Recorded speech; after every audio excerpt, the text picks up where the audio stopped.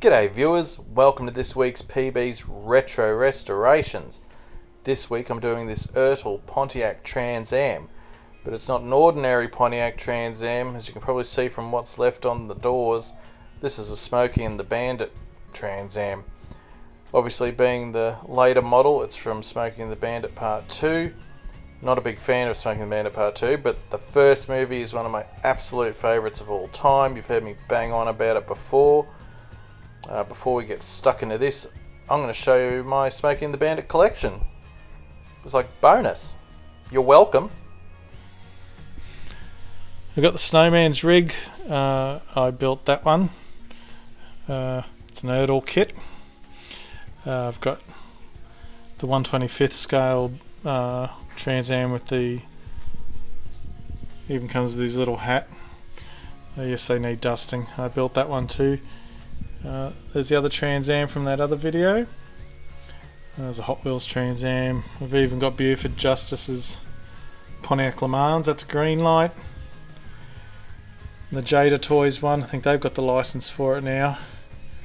And there's I hate these things, but pop dolls, but I had to have this one. It's even got these little rings on his hand. So. And then I've got this set of Hot Wheels ones. The Snowman's rig again, which is out of scale to the Trans Am. It's not a particularly great model, that one, but that's okay. So this is my most prized Smokey and the Bandit collectible. My original Australian daybill poster from 1977. They get folded in threes when they're issued to the cinemas. That's why it's got lines through it. I love this. Yeah, it's my favourite poster. Anyway, what time is it? Oh, it's Burt Reynolds' o'clock. We better get started on that car. So, you may recall the Matchbox Superfast Trans Am I did, and you may have noticed this car in the background of some of those shots when I was doing it. I originally intended for both those cars to be in one video, and when I was pulling the Ertl apart, I lost the spring for the doors and I got a bit disheartened with it, so I thought I'll just do the Matchbox one. And then I found the spring for the doors, so I decided to get back into it, but the downside is I don't have half the footage of putting this together or pulling it apart, so you'll have to forgive me. But I've come up with a bonus bit of fun for this video. It's an extra makeover. So, I bet you can't wait for that. You'll be waiting with bated breath, no doubt.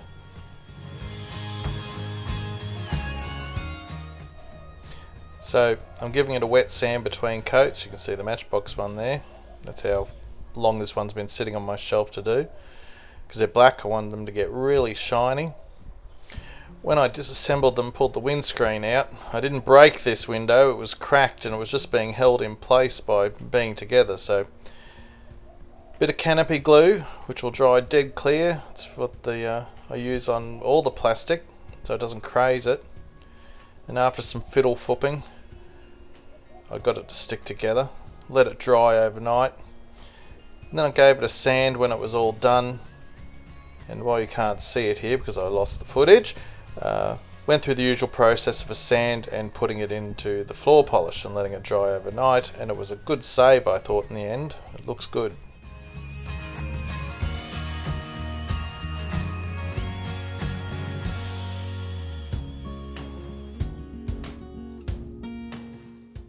So, homemade decals again. I ended up using the same decal I used on the bonnet of the Matchbox one. I know it's not accurate. I know it should be the Turbo Screaming Chicken, which is completely different, so you have to forgive me.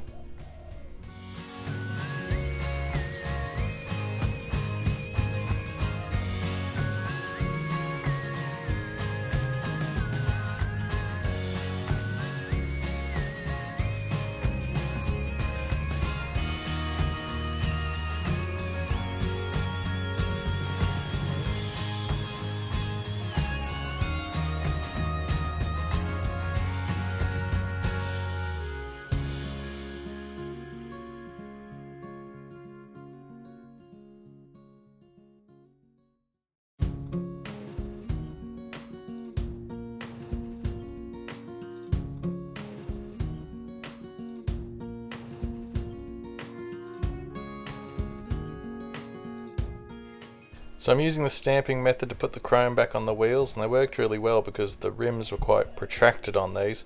What wasn't good is the chrome in my big Molotow pen. I think it's turned. It didn't go very shiny. And then after that I just snapped the wheels back into the base without snapping the base, which was good.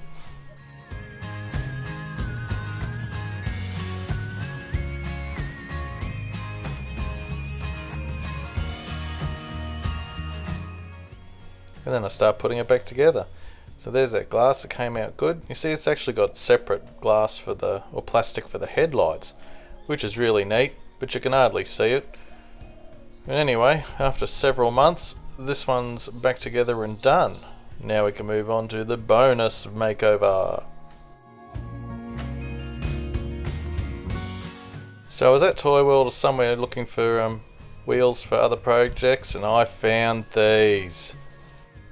Bandit, me and my son are here.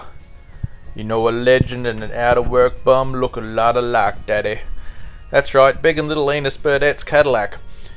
I'm just going to have a bit of fun with this one. I just did a quick makeover on this one. And now, I know their Cadillac is a 1974 in the first movie, and this is a 1975. But you're just going to have to suspend your disbelief for a minute, and I figure it's in the great tradition of Ertl not having exactly the right model for their cars anyway. So we've seen their Cannonball Run range. That was outstanding. Not. Anyway, let's keep going. Big Enos's word is gold. I just love that movie so much.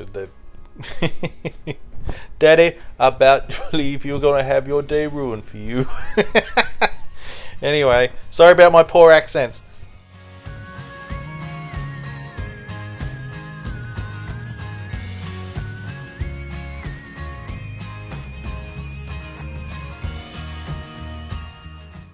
So I'd already restored a Ertl card for the Trans Am, so I scabbed a picture of Big and Little ESPBT off the internet. I thought, well, making a card for the Bandit, I'll make one for them as well. There wasn't too much digital trickery involved here. Well, there was a lot in restoring the card. The card had a sticker on it, but again, I don't have the footage. And if you'd ever like copies of these cards, or copies of the images to make your own cards, just let me know. I'm happy to email them to you.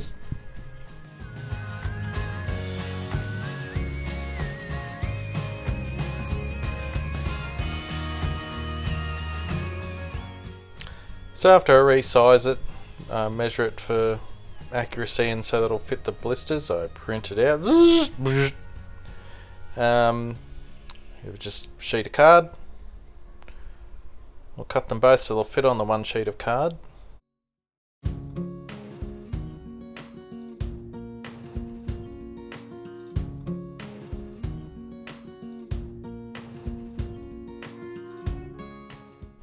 Spray some of this quick grip. It's better than using paste glue because you don't get any lumps in it.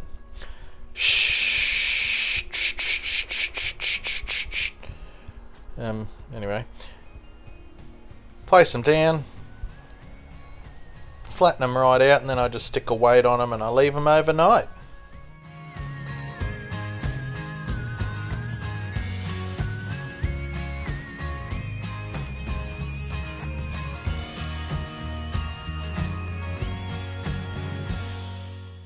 So now it's the next day. You can hear the birds tweetering and, you know, the sun coming through the window. And they've dried and they're perfect. Now we just got to cut them to size, of course. But, you know, let's break that up with me spray painting the body. I'm a bit all over the place this week. Bright red.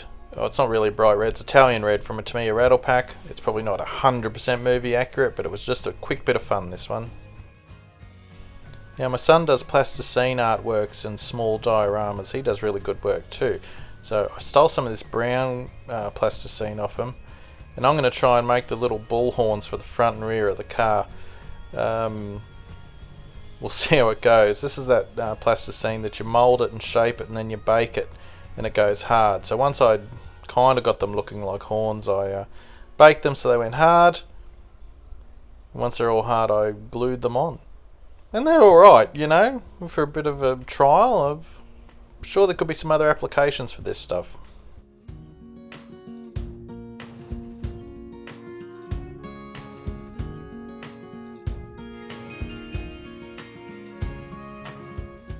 Now a bit of Tamiya black wash for the grill just to bring it out a bit.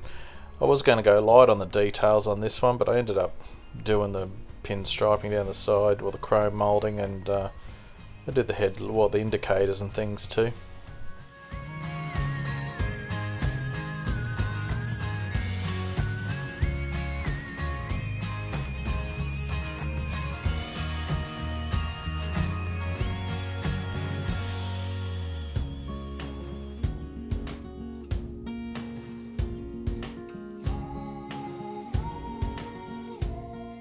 And once I got going, I decided to do all the panel lines on the Cadillac body as well, so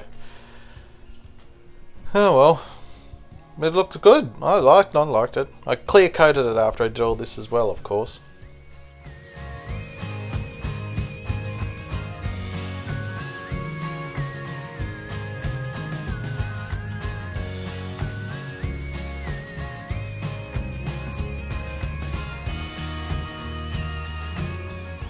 So while that's all drying, back to finishing up the cards, just splicing them up.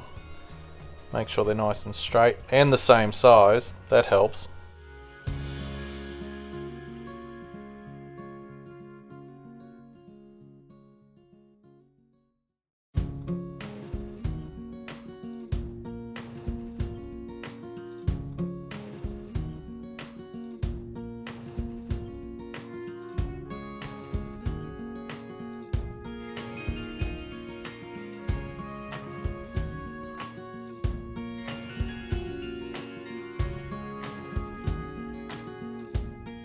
Didn't film myself doing it, but I removed blisters from Hot Wheels cards with a nail polish remover. Just let it soak on there for a bit and it will lift straight off cleanly and look very good.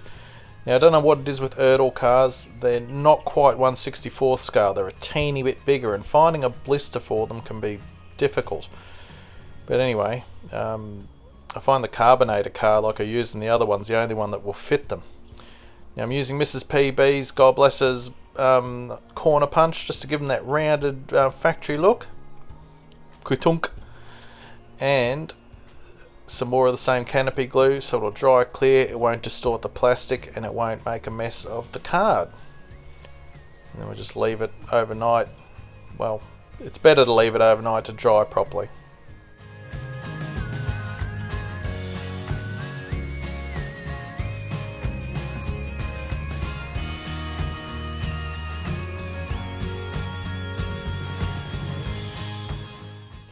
Now put the Cadillac back together. I'm holding it very gingerly because, you know me, I got it going, I just wanted to get it back together and I wasn't convinced it was completely dry yet, so but I managed to do it.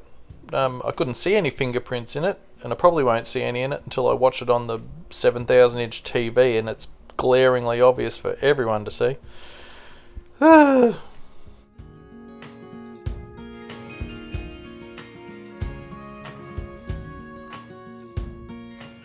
Now that the little bull horns have gone hard, I'm gluing them on with the same glue. They look okay. They're a little bit wonky. I'm not going to pretend they're high-end craftsmanship. But if you don't try these new things and don't have a go, well, you'll never learn. And oh no, I thought they were okay.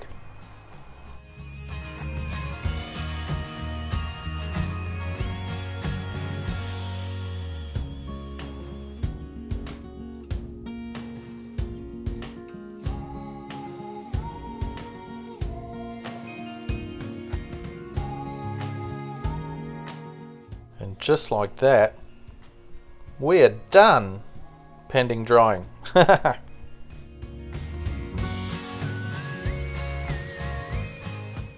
So here we are, back at the start with our Ertl Trans Am, Smokey and the Bandit edition. Not looking too bad really. This was another generous donation by Gerard and Renee. Thanks again guys, I'm sorry this one took so long for me to get to show you the results. But anyway, this is what we started with, and this is what we're left with now. It's looking much better now. I wish I could have got a more accurate decal for the bonnet, but it's okay. And the glass, well, you can still see that crack through the front. It's there was no option to replace it. I had to repair it, and all things considered, I think it looks really good. I'm really quite pleased with this one.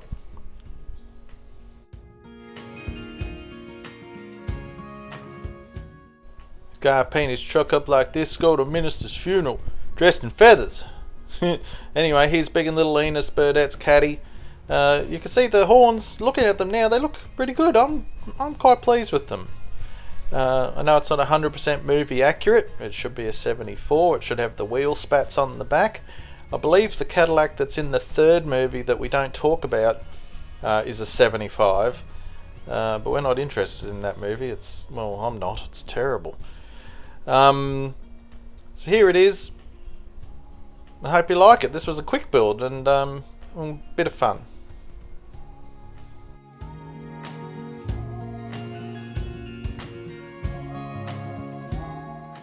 So I've chosen this week to upload this video because on Monday the 6th will be 3 years since we lost Burt Reynolds, and thought it was an appropriate time to some small tribute to the man who's a great actor, who's in some awful movies but who's in some bloody brilliant ones too.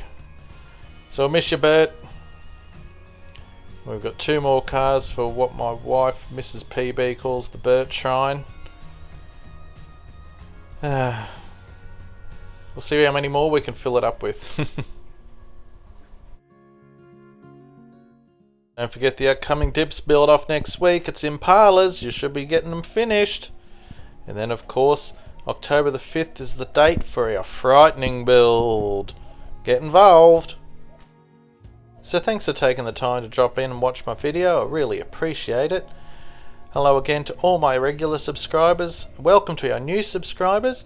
And if you haven't subscribed yet and would like to get in on the insanity, just click on my bald head there and you can be swept away to a world of PB magic every Friday at 9:15. I will see you next time, everybody. Thanks very much for watching again. It really means a lot to me. I'll see you next week. Thank you very much.